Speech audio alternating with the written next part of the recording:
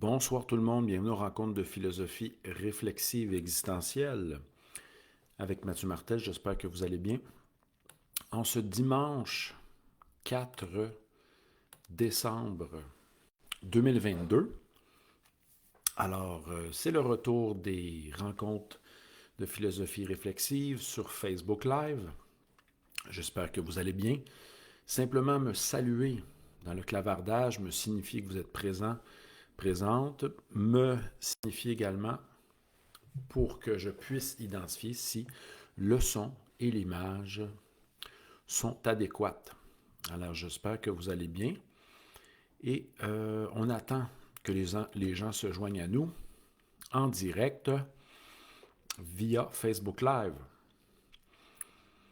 Alors, j'espère que vous vous portez bien. On va commencer avec quelques points d'information. Je vais par la suite, bien sûr, vous saluer. Indiquez-moi si tout est parfait, si le son est bon, l'image est bonne. Il y aura une amélioration dans quelques temps, donc changement de caméra pour avoir une qualité HD améliorée. Alors voilà. Alors, en ce dimanche 4 décembre, nous allons aborder dans quelques instants le sujet suivant, suspendre son jugement. Faut-il suspendre son jugement? Voilà la question que nous aborderons dans quelques instants. Mais avant tout cela, je vais faire quelques points d'information, simplement pour vous signifier que vendredi, dans moins de 5 jours, donc dans 5 jours exactement, nous allons avoir notre rencontre en présence à Montréal, à la magnifique salle de yoga, Yoga Shack, métro Crémazie, donc à 1 minute à pied de la sortie sud du métro Crémazie. Il reste encore quelques places, mais je vous annonce tout de suite que ce sera une soirée avec une belle audience. On a déjà au moins 8 à 9 réservations. On devrait être entre 12, 13, 14 pour la rencontre de vendredi. Le sujet, conscience, lumière et vibration dans l'esprit du début des fêtes. Donc, c'est notre rencontre mensuelle à Montréal. Ensuite, nous allons nous revoir un mois plus tard au mois de janvier, le vendredi 13 janvier, pour un retour après les fêtes. Donc, mon objectif pour 2023, c'est bien sûr une rencontre en présence par mois et on continue notre belle performance à Yoga Shack. Donc, je vous salue. Je vous salue aussi Mélanie, Jean, ainsi que les autres qui nous écoutent en direct ou en différé. Je vais aussi annoncer une nouvelle rencontre qui aura lieu sur webinaire, suite à une invitation de Vox Populi avec Jean Rivet. Nous allons être là le 17 décembre, un samedi matin, donc heure de Montréal, ça sera 10h AM. N'hésitez pas à vous inscrire. Jean va sûrement mettre dans le clavardage le lien Eventbrite. C'est gratuit.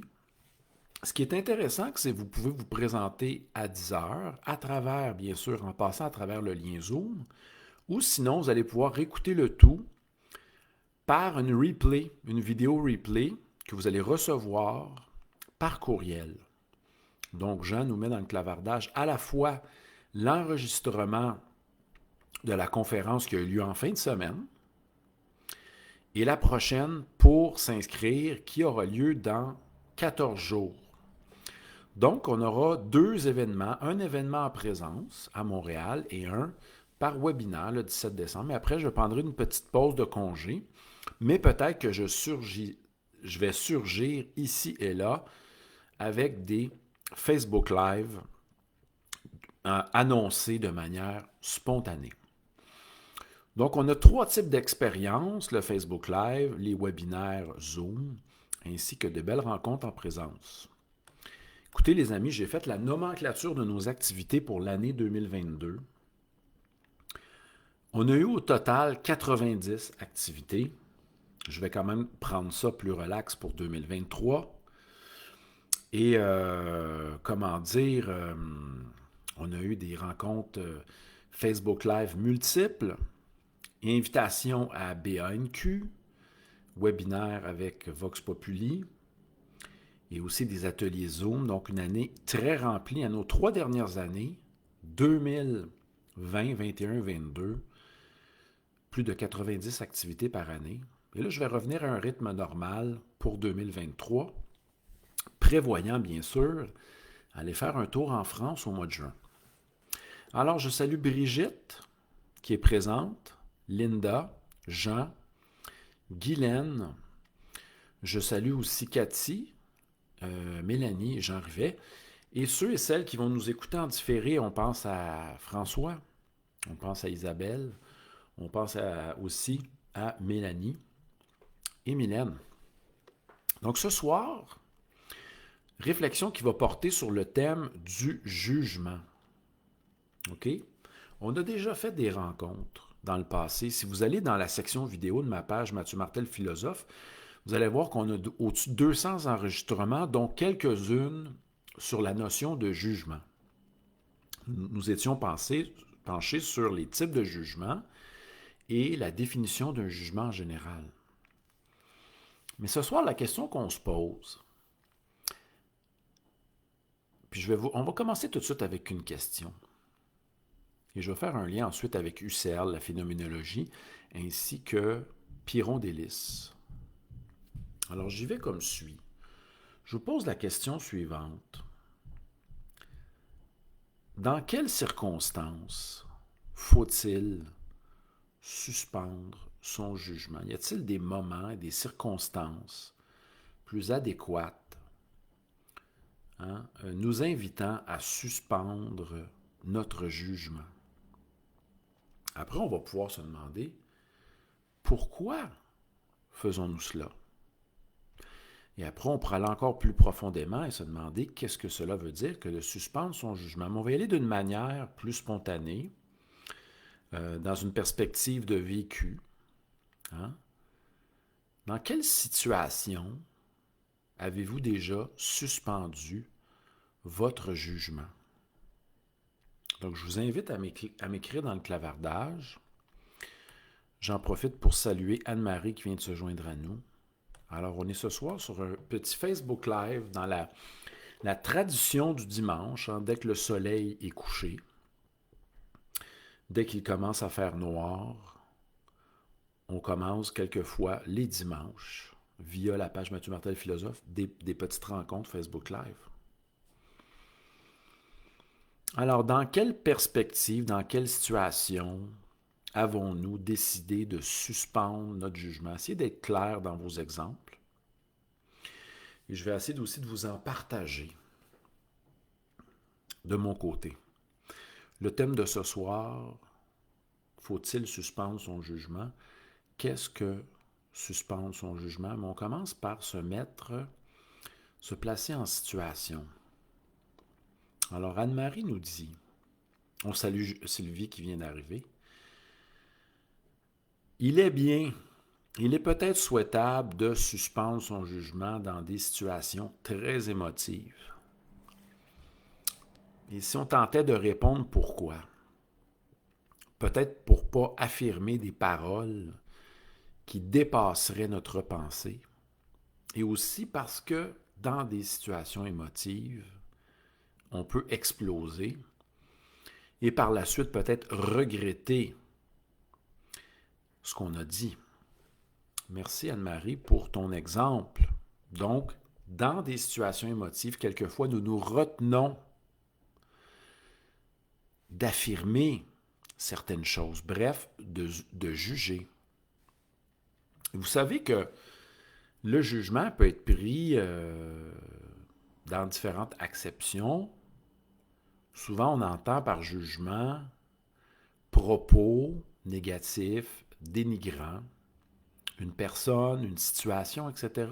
Mais on se rappellera nos rencontres sur les jugements où nous avons appris que le jugement, c'est le contenu propositionnel d'une phrase déclarative. Le jugement exclut la notion d'exclamation, d'ordre et de question. Il y a des jugements de fait, de valeur, de goût et des jugements normatifs. Revenons aux exemples. Linda nous y va d'un point de vue intéressant. Après, j'irai avec ce que déclare Sylvie. Je vous repose la question pour ceux qui viennent d'arriver. Dans quelle situation, circonstances suspendons-nous notre jugement ou décidons-nous de ne pas affirmer de jugement?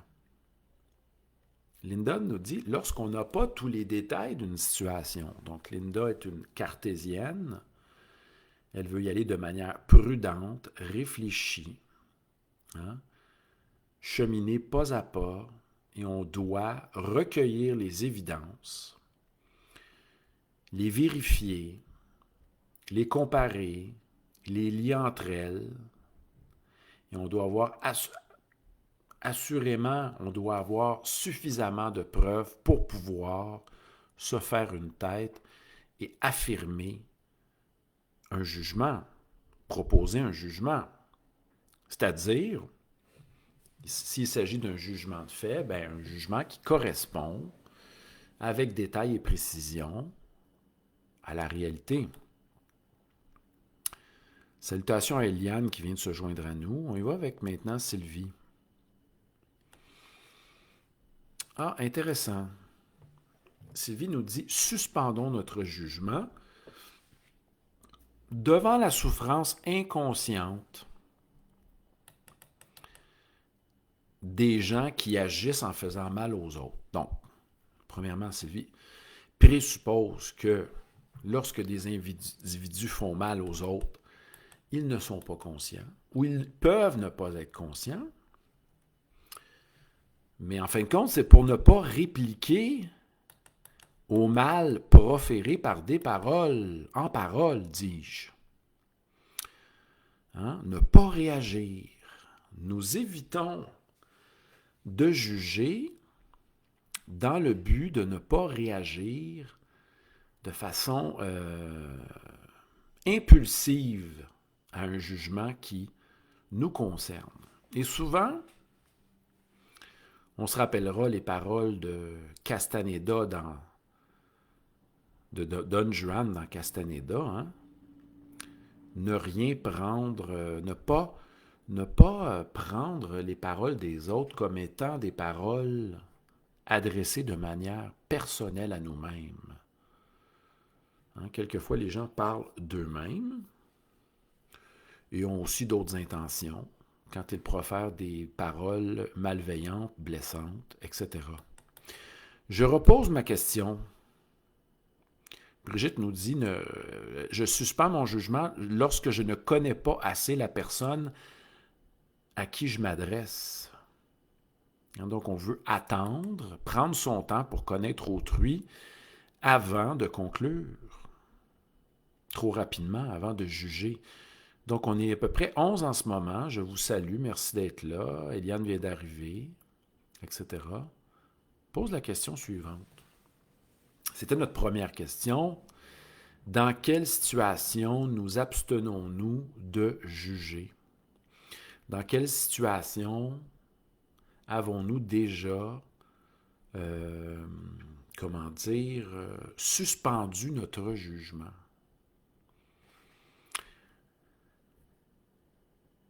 Le premier à proposer la suspension du jugement est un certain Pyrrhon d'Hélice, philosophe qui a fondé l'école sceptique, bref, qui n'était pas une école en soi.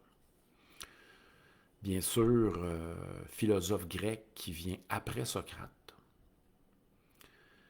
qui avait comme pratique, entre autres, mis à part la pratique du silence, etc., quelquefois même de la méditation, de pratiquer la suspension du jugement face à ce qui nous arrive.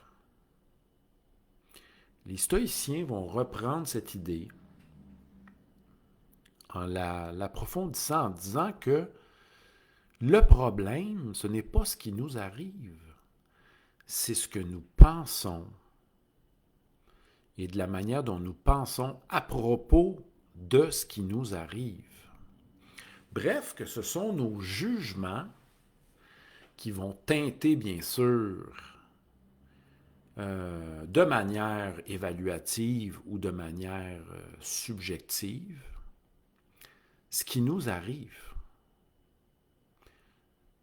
Donc, Pyrrhon d'Hélice propose le fait de suspendre son jugement sur tout ce qui arrive parce que il soutient la thèse que à chaque affirmation, il y a toujours une antilogie qui peut être proposée. Il est sceptique quant à la recherche de la vérité, contrairement à Descartes qui fonde la recherche de vérité sur le doute. Pyrrhon nous dit que l'atteinte de la vérité est quelque chose de pas évident. Et il propose en ce sens, à la fois au niveau éthique et épistémologique, une suspension du jugement. Mais moi, ce que j'aime bien, c'est la position des stoïciens qui, au niveau éthique, nous dit que ce qui nous crée de la souffrance, c'est notre difficulté à accepter ce qui est, à accueillir ce qui est, à décrire, à éprouver, mais sans... Bref, que c'est le jugement sur ce qui nous arrive qui est problématique. Dès lors, les stoïciens ont compris un peu ce qui pourrait nous créer encore plus de problèmes, de souffrances et de difficultés. Le fait de toujours juger ce qui nous arrive et non pas, peut-être, apprendre soit à la fois à ressentir et à décrire ce qui nous arrive.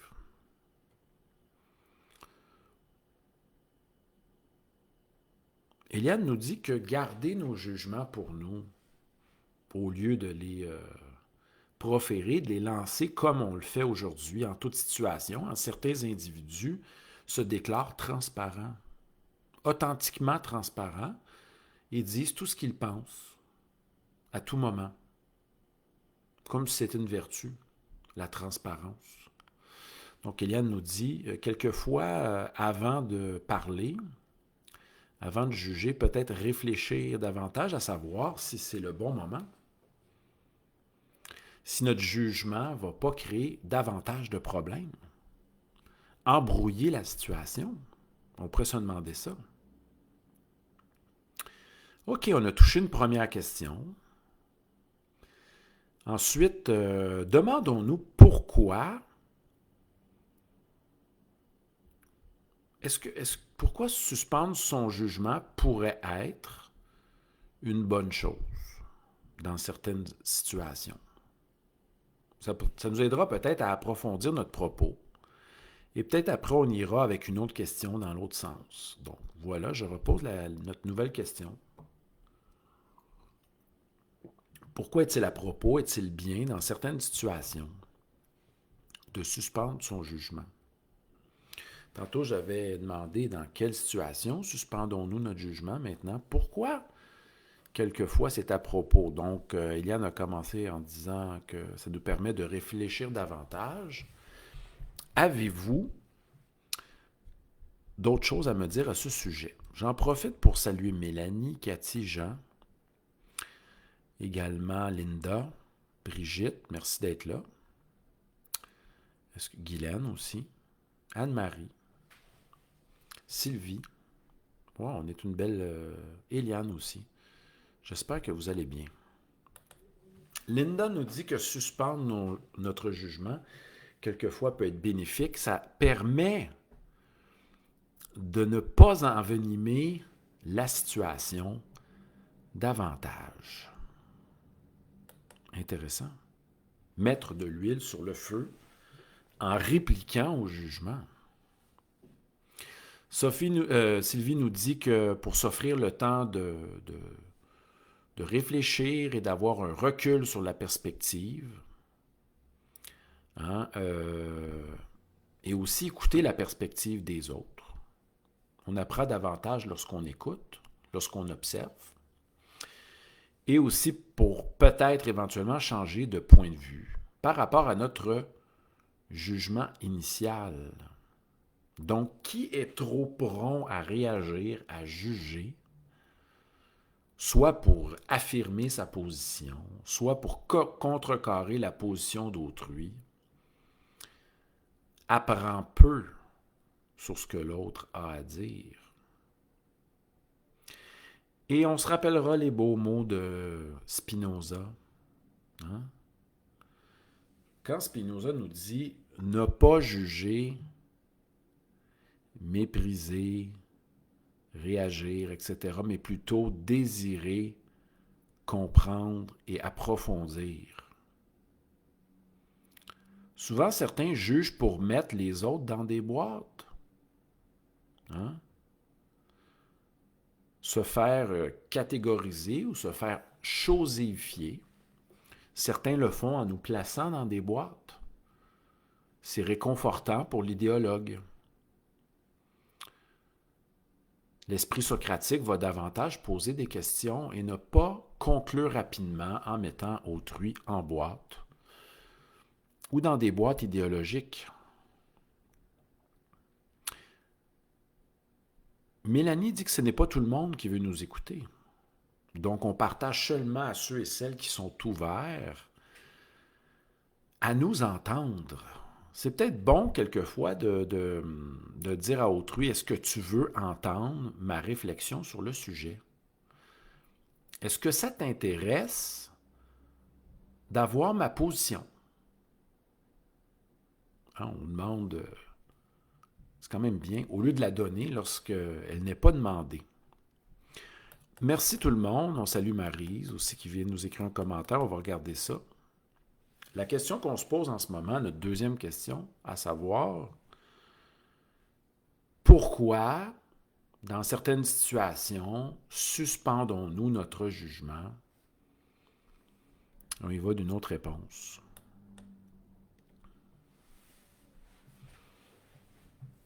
Maryse nous dit que ça nous permet de faire une certaine introspection, car souvent ce que l'on juge chez autrui ou ce qui nous dérange, ça c'est un classique, se retrouve parfois d'une certaine manière chez nous, et en plus nous ne l'acceptons pas.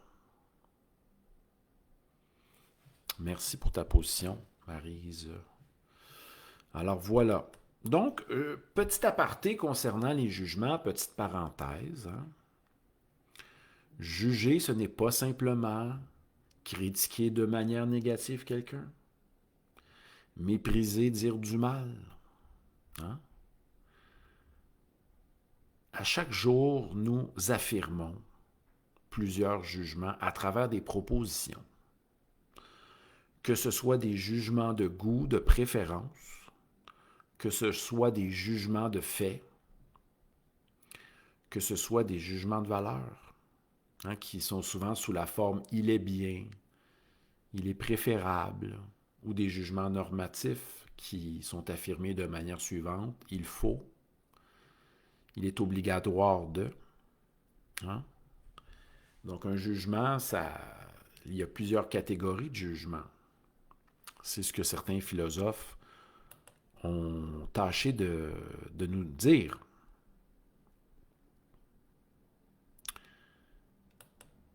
Avant de dire qu'on n'est pas d'accord avec quelqu'un, une philosophie, etc., pourquoi pas apprendre à bien cerner sa position en la questionnant à la Socrate, ou pourquoi pas bien lire. Hein? Pourquoi ne pas bien lire un philosophe, tâcher de bien le comprendre avant de passer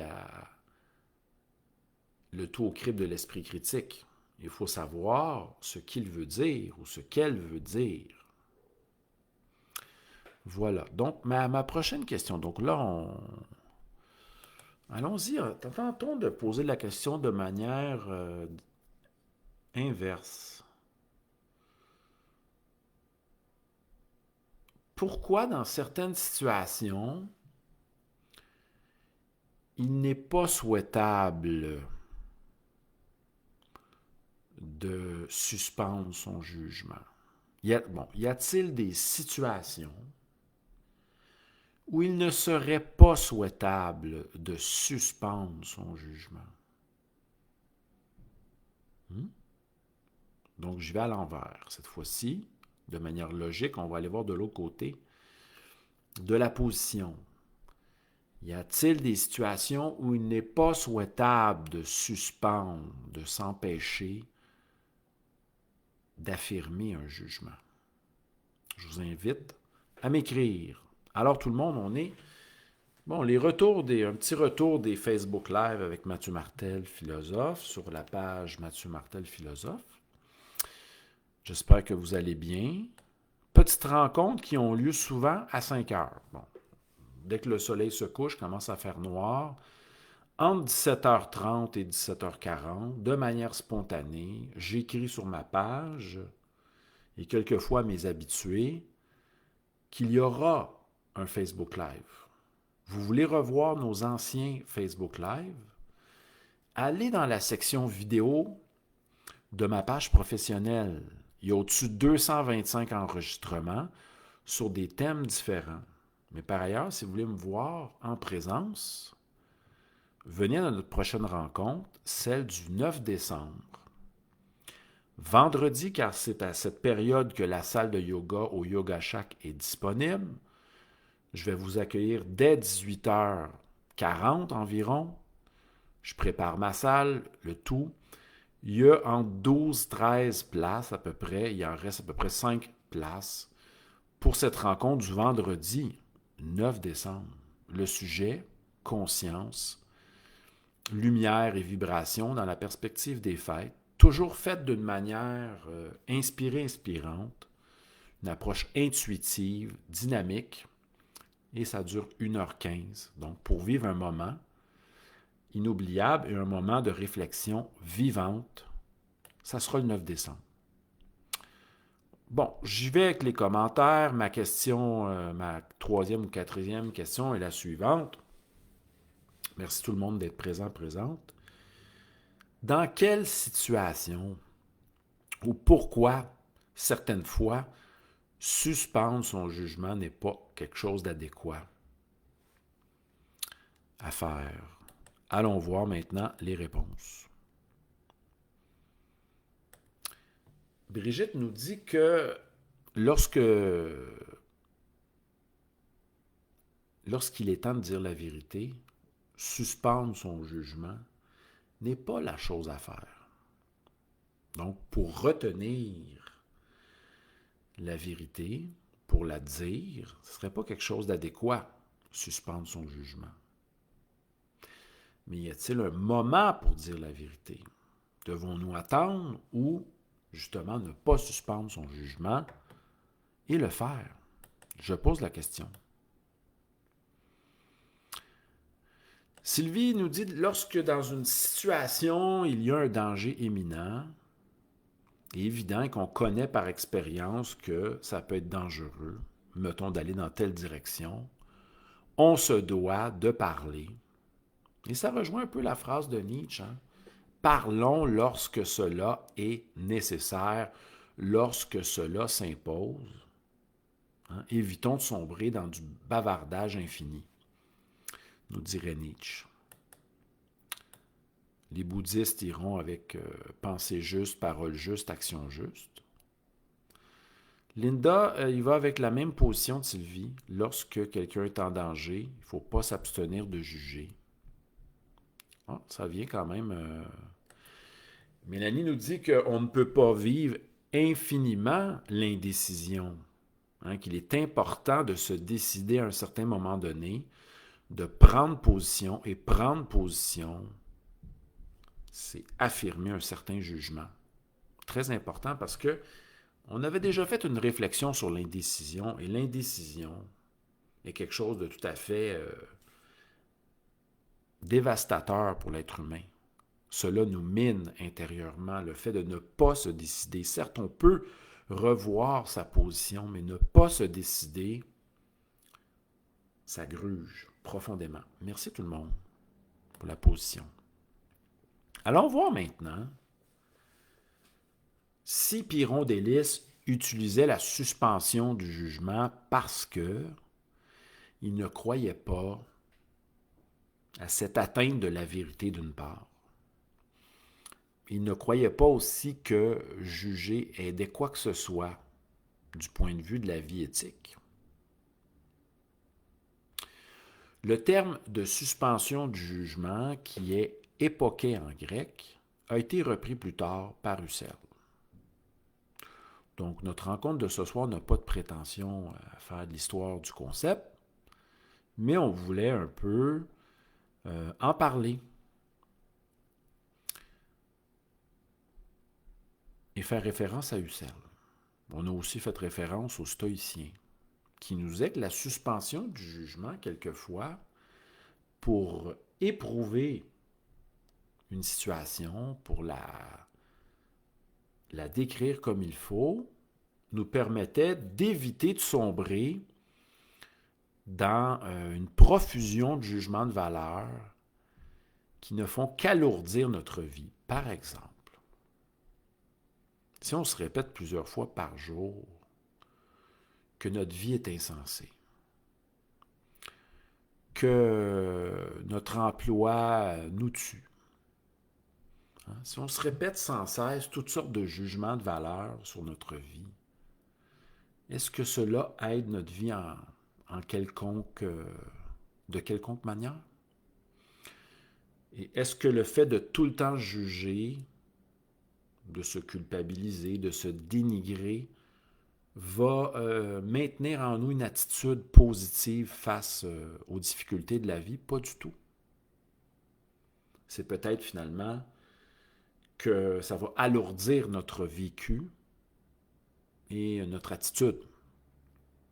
Husserl veut nous faire revenir aux choses mêmes. Donc, je fais l'expérience ici de goûter de l'eau.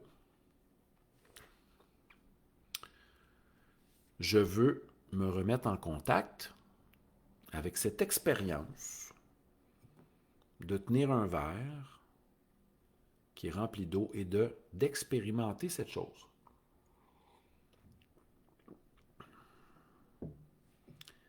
En m'abstenant de juger. Certains font cette expérience-là en croquant une poire, en dégustant une soupe, ou, comme je le fais dans une de mes classes, en tentant de prendre contact avec nos 5 sens, selon des différentes perspectives, prendre contact avec une chaise. Mais après, on peut se demander, qu'est-ce qu'une chaise pour nous? Et aussi, on peut se demander, ça c'est une question, qu'est-ce qu'une chaise essentiellement? Quelles sont les caractéristiques qui font qu'une chaise est elle-même?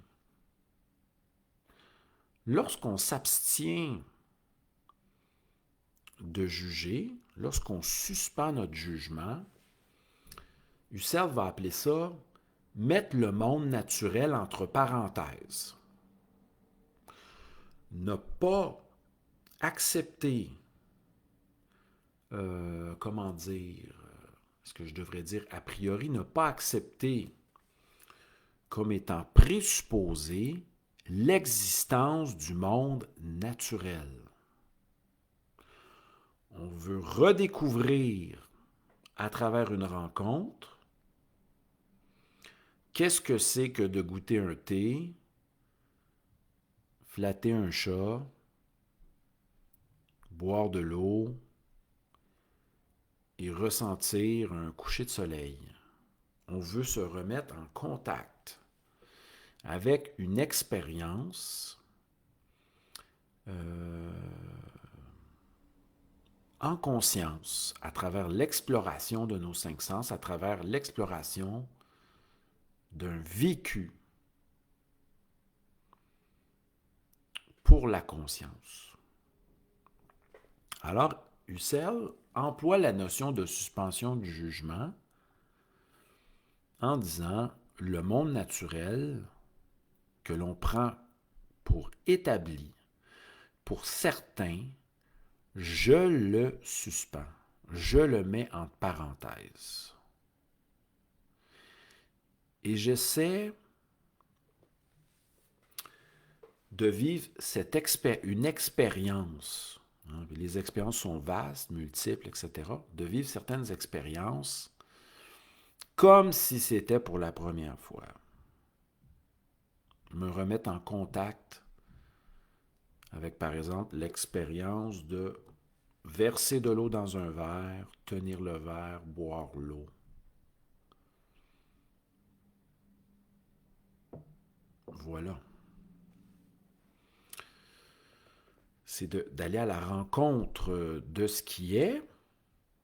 Donc, Husserl utilise la suspension du jugement pour revenir aux choses elles-mêmes. Certes, après, on peut aller plus loin, se demander qu'est-ce que l'essence d'un triangle, l'essence de la liberté, l'essence d'un philosophe, etc. Après, on peut aller encore plus loin, se demandant pourquoi philosopher, pourquoi affirmer des jugements, etc. Mais cette notion de suspension du jugement, Husserl l'utilise pour revenir aux choses elles-mêmes.